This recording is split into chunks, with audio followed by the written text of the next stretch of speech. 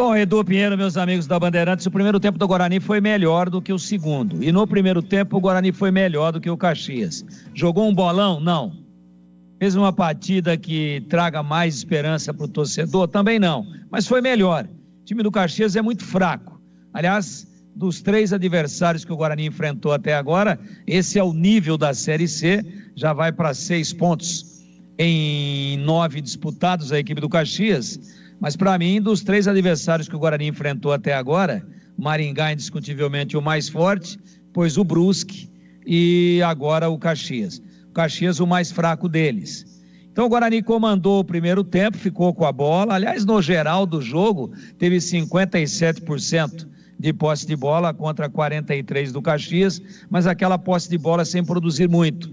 Só que no primeiro tempo o Guarani teve autoridade, o Guarani teve personalidade. O Guarani empurrou o adversário para trás, não correu nenhum risco, exceção feita a um lance no comecinho da partida, onde o Rafael perdeu uma bola bizonhamente, e aí o atacante do Caxias saiu na cara, e o Andrei Ventura, o goleiro, que estreou hoje, saiu cobrindo e a bola explodiu no peito dele.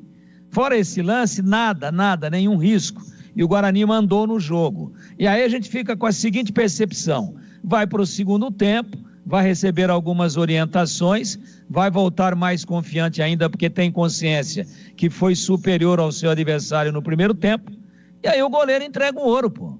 Tomou um Chester ali, né?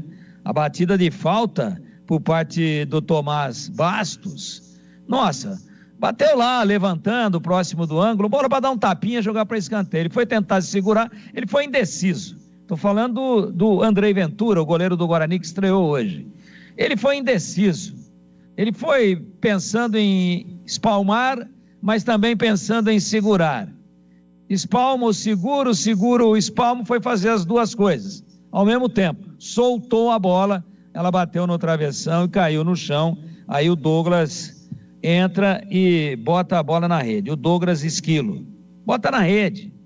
1-0, quer dizer, você faz um primeiro tempo melhor do que o adversário, mais organizado, o time bastante intenso, se movimentando, guerreando pela posse de bola, tentando, obviamente, mudar aquela impressão negativa das 2 primeiras rodadas, e aí toma um gol do jeito que tomou.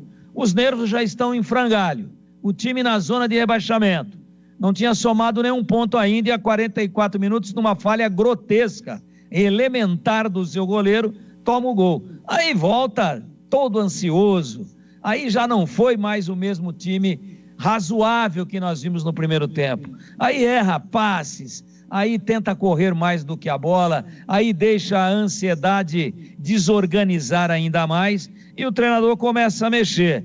Mas, companheiros, Lucas Macedo, todas as contratações para a Série C, tá? Caio Christian, João Vitor, Cristiano, o João Vitor já estava aí, Cristiano, Caio Christian, Lucas Macedo entrou ali para tentar substituir o Samuel, quer dizer, uma mexida geral. Aí ele vem com o Giovani, que não jogava há muito tempo, é bom jogador, mas está muito sem ritmo, não conseguiu realizar nada no lugar do Natan. Aí abriu, escancarou a zaga, e o Guarani tenta ir com todo mundo, mas não cria mais. No finalzinho teve a chance para empatar o jogo, e o Thiago Enes, o lateral direito, salvou em cima da linha. No desespero o Guarani se mandou, tomou um contra-ataque, e a 47 toma com o Helder do Caxias o segundo gol. Então não dá nada certo, mas eu tenho que dizer o seguinte: por maior que tenha sido a intensidade, a raça do time, pelo menos no primeiro tempo, os erros individuais têm sido fatais contra as pretensões do Guarani, e daqui para frente a preocupação cresce a cada jogo, porque o campeonato é muito curto e os pontos positivos não acontecem, lamentavelmente. Edu Pinheiro.